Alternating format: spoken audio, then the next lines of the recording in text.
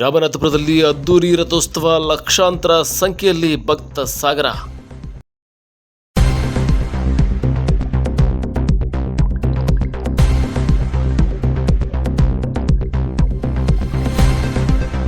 ರಾಜ್ಯದ ಎರಡನೇ ದಕ್ಷಿಣ ಕಾಶಿ ಎಂದೇ ಪ್ರಸಿದ್ಧವಾಗಿರುವ ಹಾಸನ ಜಿಲ್ಲೆ ಅರಕಲಗೂಡು ತಾಲೂಕಿನ ರಾಮನಾಥಪುರದಲ್ಲಿ ಇಂದು ಶ್ರೀ ಪ್ರಸನ್ನ ಸುಬ್ರಹ್ಮಣ್ಯ ಸ್ವಾಮಿಯ ಮೊದಲ ಷಷ್ಠಿ ರಥೋತ್ಸವ ಅದ್ದೂರಿಯಿಂದ ಜರುಗಿತು.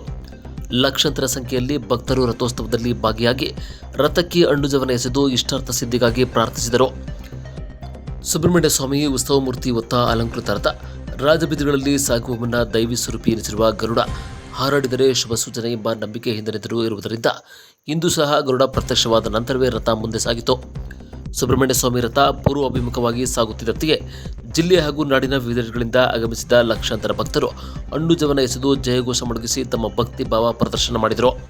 ಇಂದಿನಿಂದ ಒಂದು ತಿಂಗಳ ರಾಮನಾಥಪುರದಲ್ಲಿ ಷಷ್ಠಿ ಜಾತ್ರಾ ಮಹೋತ್ಸವ ನಡೆಯಲಿದ್ದು, ನಿತ್ಯವೂ ಸಾವಿರಾರು ಭಕ್ತರು ಬಂದು ಕಾವೇರಿ ನದಿಯಲ್ಲಿ ಮಿಂದು ಶ್ರೀ ಪ್ರಸನ್ನ ಸುಬ್ರಹ್ಮಣ್ಯ ಸ್ವಾಮಿಗೆ ವಿಶೇಷ ಪೂಜೆ ಸಲ್ಲಿಸುತ್ತಾರೆ. ಅರ್ಜುನೀಶ್ ಜೊತೆ ಅರಕಲಗೂಡು ವರದಿಗಾರ ರಜನೀಶ್ ಯಾಚನಕುಪ್ಪೆ.